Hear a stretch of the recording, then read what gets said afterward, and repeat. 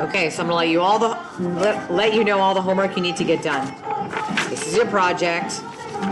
Don't get it done. This needs to get done. It was only 4 problems. This needs to get done. This needs to get done. All answers were in Google Classroom. Okay? This needs to get done. All answers were in Google Classroom. This was the notes. We didn't get all the problems done. So if we didn't get the problems done, don't worry about it. This needs to get done. That was homework. Okay? So I guess I should specifically say homework.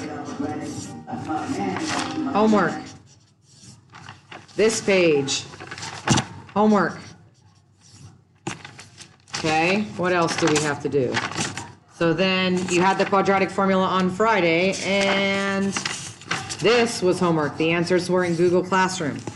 And you turned the page, and we did the behavior, and then I had you do this problem for homework, and this problem for homework, and this for homework.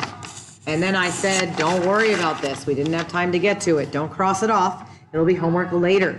So this will be later. So don't do it now.